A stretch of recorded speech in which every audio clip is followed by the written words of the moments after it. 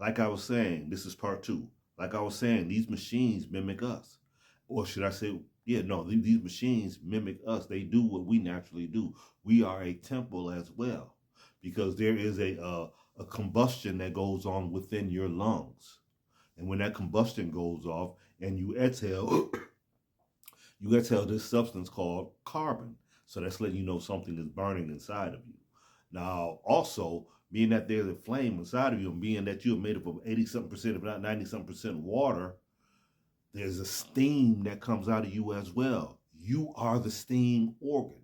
Now, let's go inside of the building. Now, here you have the steam organ.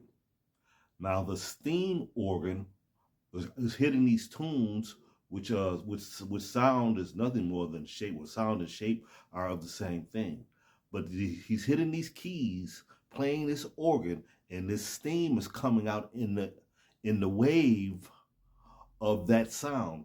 How do I say this?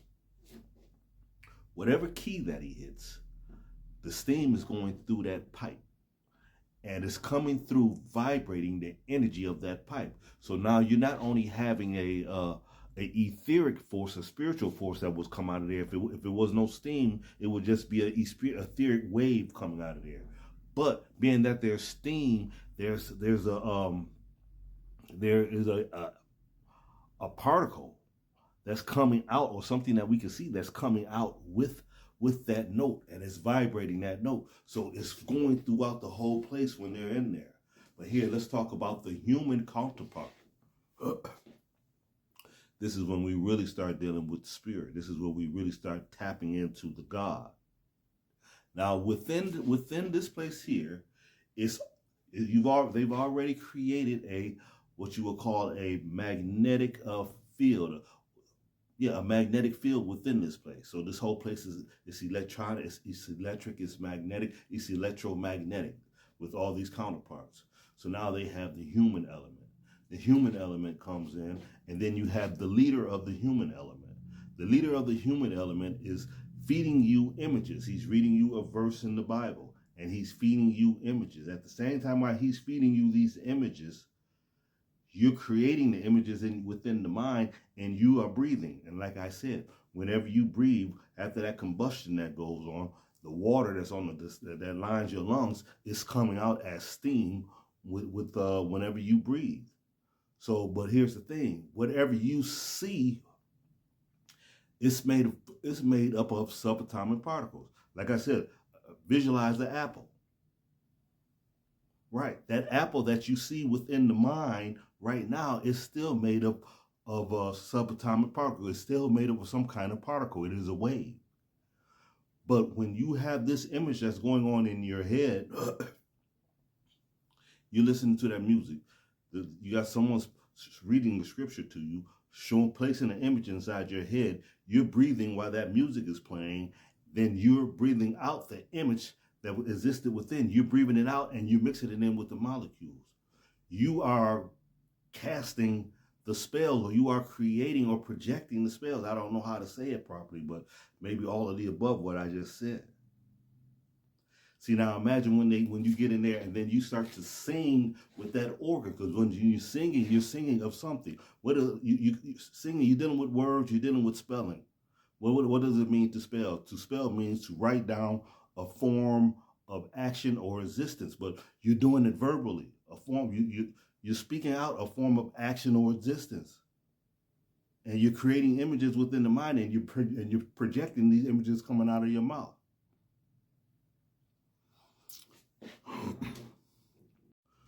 Now let's go back to the magnetron. It has these cavities within it. These cavities collect the electrons, and then it shoots the electron to the cathode, and then the cathode projects it out. This is your cathode right here. Although you are a cathode and you are a magnetron at the same time, but if you want to take it in order, this would be the cathode right here.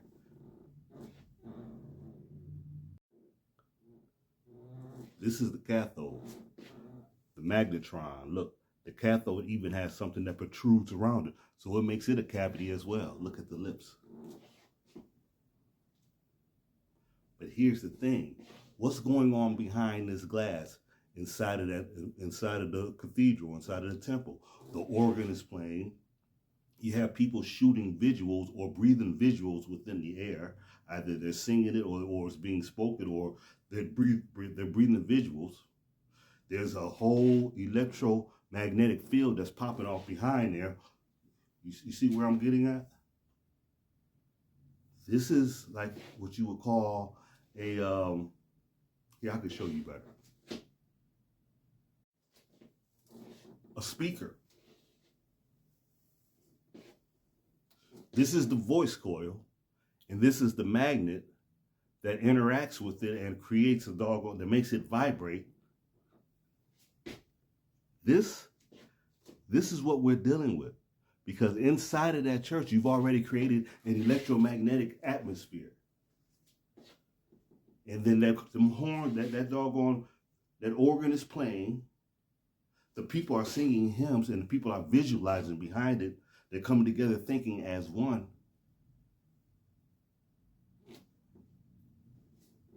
Imagine these machines in the hands of the righteous.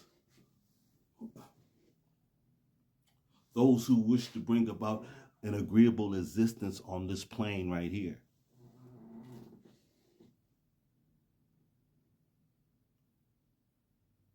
Right. That's something to think about. And then here, look, all that action is going on. And then right here, you got a wave of energy that's coming up out of there. But not only is it coming out of there, it's echoing out of the windows on the side. This whole thing is a speaker as well. You got something, you have a machine that's radiating light. It's manipulating the ions and communicating with the ethers. And it's also is vibrating sound. And it's manipulating light waves by different colors that's coming in and coming out of the doggone off of those stained glass. It has the ability to cleanse itself with the bells.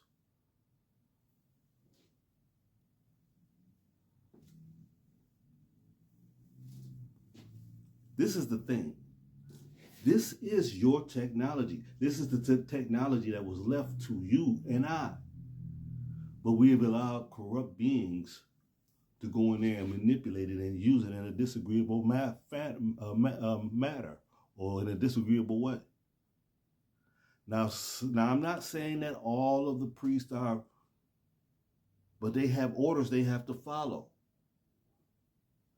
The priest's job is supposed to make you become one with the Most High, or become one with the divine, or to become one with the divine intelligence. It's to bring you it's to merge you with this thing that they call God. Its job is not to put doggone blocks in between you.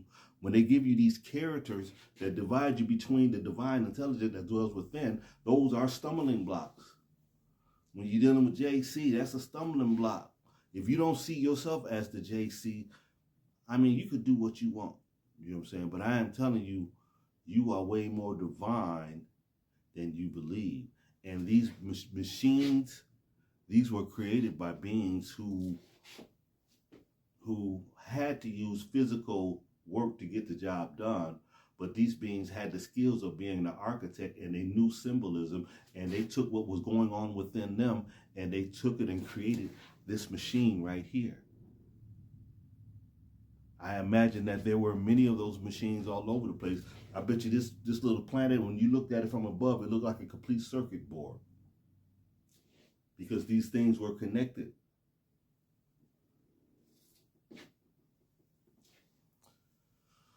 Oh, man.